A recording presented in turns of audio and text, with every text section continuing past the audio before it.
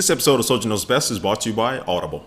Hey, what's up guys, Soldier Knows Best here. This is my review of the Amazon Kindle Fire. This is a $200 tablet that is not aiming to break your pockets, but also it is aiming to give you a good tablet experience for a very affordable price. So I'm gonna go over the design, the hardware, the applications, the software, all that good stuff. So I'm gonna jump right into it with the design and the hardware. And what we have on the inside of the Kindle Fire, we do have a 1 GHz dual core processor, 512 megabytes of RAM, and also 8 gigabytes of internal storage, and about 6 gigabytes of that is actually available to you, the user. So if you're looking to store a lot of things on your device itself, this is not going to be the tablet for you because it only has about 6 gigabytes that you can actually use. Now, the overall design of it is pretty nice. It does look a lot like the BlackBerry Playbook, I will say that, which is not a bad thing at all. It is a 7-inch screen, it has a resolution of 1024 by 600, and it fits very comfortable in your hand, a nice grip on it. Everything seems to feel very nice as far as the design. It doesn't feel cheap at all. It feels very sturdy for a $200 tablet. And now the speakers for the Kindle Fire are actually at the very top, so if you hold it in portrait mode, the speakers will be at the top, and the power button is down below on the bottom of the device,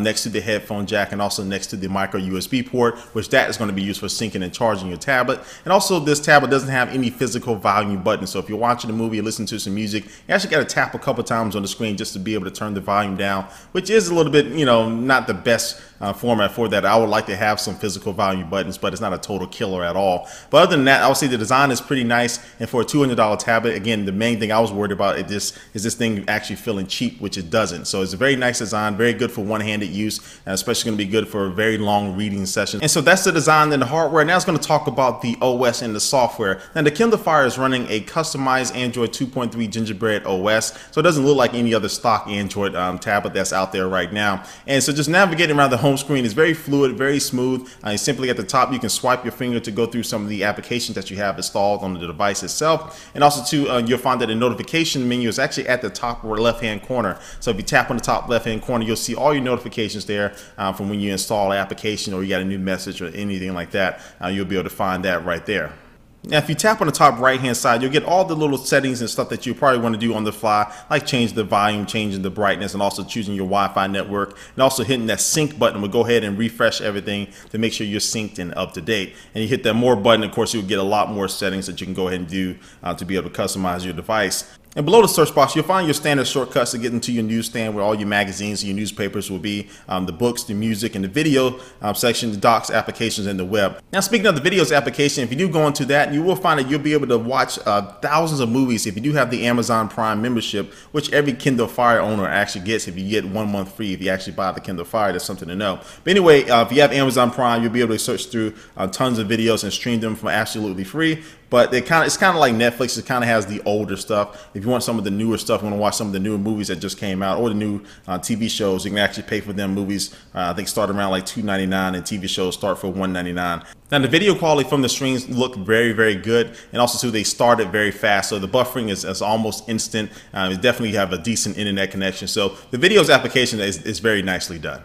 Now the keyboard in the Kindle Fire felt a little cramped to me, and also too wasn't as responsive as I would want for a keyboard. As soon as I typed a letter and I went to the next letter, sometimes I did see or feel like a little delay between that action that could throw you off your typing if you're trying to look down to make sure you're hitting everything right.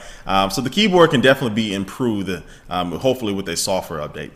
And now it's going to talk about the browser. Now Amazon calls this the Silk browser, meaning that it uses the hardware and the OS of the Kindle Fire in conjunction with the Amazon cloud to make a duo effort to load up your web pages as fast as possible. Now I was really expecting some really insane speeds from this browser, which I didn't get. Now the browser was fast. It was very fast at loading up web pages, but just wasn't the fastest that I've ever seen on a mobile device before. But what good thing about this browser is that it is one of the last remaining few browsers that's shipping on a mobile device that actually has the mobile version of Flash, since Adobe announced that they're going to be killing that off. And the Flash was good. The Flash was good enough to get the job done, and I was able to pinch and zoom and do all that stuff me watching the YouTube video, so it does work. Not the best implementation of it, but it does work. Now the Kindle Fire also does come with unlimited free cloud storage. So if you have multiple Amazon devices like Kindles and different things like that, and you have applications, you got music, you got videos, all stored in the cloud, all that stuff can be synced over to this particular device, the Kindle Fire, with no problem at all. And there are a few perks to owning a Kindle Fire.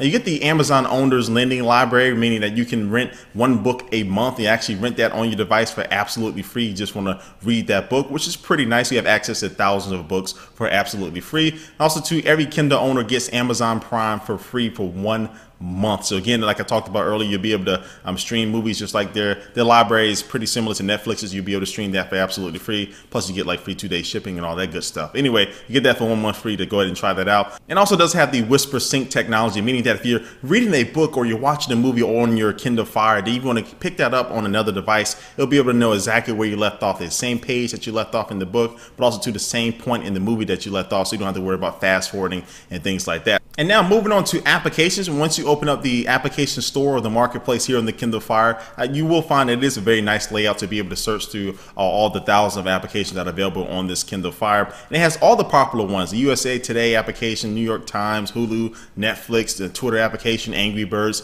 You know, it has all those popular ones that you'll probably find on other tablets. But again, it is pulling from the the regular tablets that are on the Android marketplace. So don't expect any brand new Kindle Fire only applications for this thing at all. Now, running applications on it, opening them up was a little slow sometimes. I'll tap on the application icon and it will take literally a few seconds just to really pop up and open on my screen, whereas it's not the same in other cases with other tablets. But once I got into the applications like Fruit Ninja or a game or something like that, things seem to run pretty smoothly. So it does have a good amount of applications. That's one of the things you're kind of worried about this $200 tab and not having. You will feel safe that it does have a good amount of applications to choose from, and most of the popular ones right out the gate. As far as battery life on the Kindle Fire, they're reporting you get about 8 hours of straight reading and also 7.5 hours of watching video without Wi-Fi on. Now I would say that my times were almost pretty spot on with this. I was able to go a couple days without even charging my device, and I watched a full movie about Bruce Lee and was doing other things and playing games and stuff like that. So the battery life is pretty consistent, is pretty good on this Kindle Fire. All right, so after talking about everything this Kindle Fire can do, what is my overall opinion about it? What is my conclusion about this? Well, first, some of the cons about it. The keyboard could definitely be improved. The OS itself is not the snappiest. Again, it is a $200 tablet. It doesn't feel like a $200 tablet as far as the performance. It does feel better than that. But if you are coming from another tablet, it will feel just a little bit laggy sometimes when you are doing things, opening up applications, closing things and things like that. It can hang up a little bit sometimes as well. It doesn't have a physical volume button, which it may seem like a little thing, but if you're watching a movie or listening to music, you need to turn down something really quick. That is a little bit of hindrance there. As far as the pros about this tablet, it has a good amount of applications to choose from right out the gate. Hulu Plus, Netflix, all that stuff. It comes with the free unlimited Amazon cloud storage, which will make up from the 8 gigabytes of internal memory, only 8 gigabytes, but now you get that unlimited free cloud storage. So if you use Amazon a lot, that's going to be really good for you guys out there. I really like the Whisper Sync. I think it's pretty cool. And the overall feel of the OS feels very polished. Again, the performance-wise, though, it's not as snappiest, but it feels polished. It's a nice looking design as you're swiping through your applications and navigating everything